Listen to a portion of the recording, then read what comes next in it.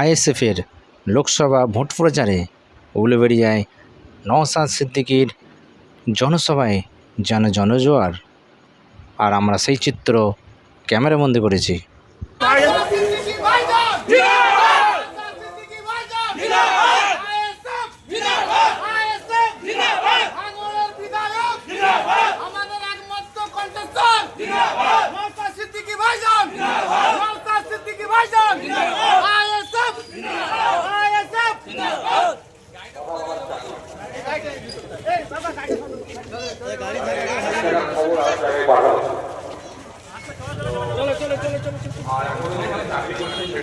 নওশাদ সিদ্দিকী ভাইজান জিন্দাবাদ, নওশাদ সিদ্দিকী ভাইজান জিন্দাবাদ, আইএসএফ জিন্দাবাদ। কেন আমাকে হিন্দি উর্দু এবং ইংলিশ বলতে হয়? আমাদের বাঙালি হিসাবে আমার মাধ্যমিকের পর বাঙালি ভাষা, বাংলা কথা বিজেপি সবকা সাথ সবকা বিকাশ বললেও আদানি আমাদের সাথ দেয়। শুভেন্দু অধিকারী মহাশয় এই উলুবেড়িয়ার সংখ্যাগরিষ্ঠ মুসলিম, সংখ্যাগরিষ্ঠ দলিত, আদিবাসীর কথা আমার মুখে থাকে না।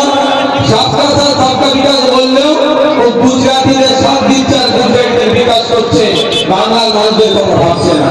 কিন্তু ভোটের সময় আসলে শুভেন্দু বাবুও ভোটটা মিষ্টি মুখে চায়। আমরাও আপনাদের কাছে ভোট চাইতে এসেছি।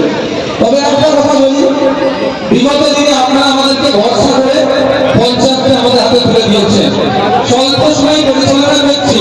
এটা বুক থেকে বলতে পারবো, আমাদের যিনি প্রধান হয়েছে দুঃখ করে আমাদেরকে শুনিয়েছে ভাইয়া যে আমি তো জলির কাজ জলির কাজ করে বলার কারণটা কি বলছে যে জলির কাজ করে আমার সংসার চলে, কিন্তু এখন সময় দিতে গিয়ে আমি কাজ করতে পারছি না, আমার সংসারে চলতে গিয়ে অসম্ভব।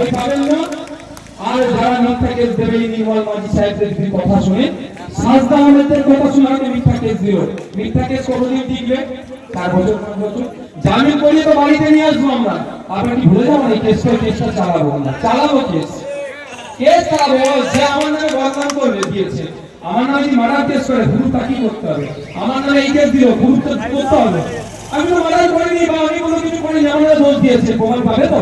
প্রমাণ থাকবে না, আমি তো অনৈতিক কাজ করিনি, তাই কি করতে হবে? যারা আমাদের নামে মিথ্যা কেস দিতে, কেসটা 2-4 বছর পরে ডিসমিস হয়ে যাবে। আমার ভাইয়ের নামে মিথ্যা কেস দিয়েছে, আমি ভাইকে 22 বাড়ি করাবো উকিল দিয়ে, তারপরে কি ছেড়ে দেবো? সাজদা আহমেদ তখন তাদের পাশে থাকবে না, যে মানুষটা আমরা দেবো ট্রেনের ক্ষতি করে। আমি বারবার একটা কথা বলি, একশো বলছি, আইনকে হাতে তুলে দেবেন না, পুলিশ মন্ত্রীকে সহযোগিতা করবেন।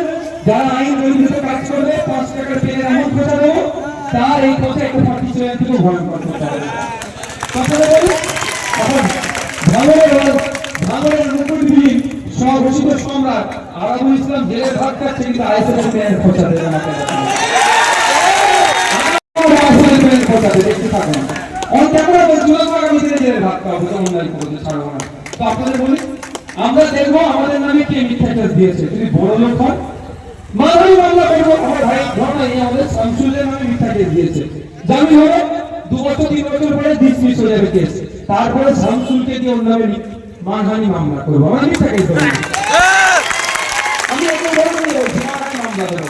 দেখবো যে দাদা দিদিদের কথা শুনে এর নামে কে মামলা দিয়েছে, যদি বড় লোক হয় বা গরিব হয়। কি দেখে নেবো, মানহানি মামলা 2 রকম ভাবে হয়। একটা হচ্ছে টাকা পয়সা ডিমান্ড হয়, আর একটা জেলের, একটা সিভিল, একটা ক্রিমিনাল। তো আমরা ওটা দেখবো, যদি বড় লোক শামসুলের নামে মিথ্যা মামলা নেয়, ওই দাদা দিদিদের কথা শুনে ওদের জেল খাটে, সেই মানহানি মামলাটা দেবো। আর যদি গরিব মানুষ দাদা দিদির কথা শুনে চর্বি জমে আমার ছেলের নামে মিথ্যা কেস দেয়, ওর নামে টাকার মামলাটা দেবো। ছাড়বো না, ছাড়ার কোনো জায়গা নয়। ভাঙড় থেকে অনেকে এসছে, ভাইয়া এই কেসটা একটু তুলে নেন না, অসুবিধা হচ্ছে। অত সহজ আমার ভাইকে যখন তুমি গুলি করে মেরেছিলে তখন হচ্ছিল না? আমার ভাইয়ের নামে মিথ্যা কেস দিয়ে জেল টাকা দেয়, হচ্ছিল না? এখন ভাইয়ের কেস তুলে দেন, মানহানি মামলা হবে। তাই আপনাদের বলছি, আপনারা কিন্তু কেউ আইন হাতে তুলে দেবেন, এটা অনুরোধ আমার। আইনের ঊর্ধ্বে কিন্তু কেউ নয়, এটা ভাববে। আইনের ঊর্ধ্বে কেউ নয়। এখন যদি নির্মল মাঝি সাহেবদের সাথে একটা সেলফি তুলে চালানোর নেতা ভাবে দাদার হাত আমার কাঁধে আছে, পুলিশ কিছু বলছে না, আইন আইন বহির্ভূত কাজ করছি। আগামী দিনে মাথায় রাখবেন, শাহজাহান শেখের কাছে কিন্তু অভিষেক ব্যানার্জি, মমতা ব্যানার্জি হাত থাকার পরেও জেলের ভাত শাহজাহান শেখকে খেতে হচ্ছে।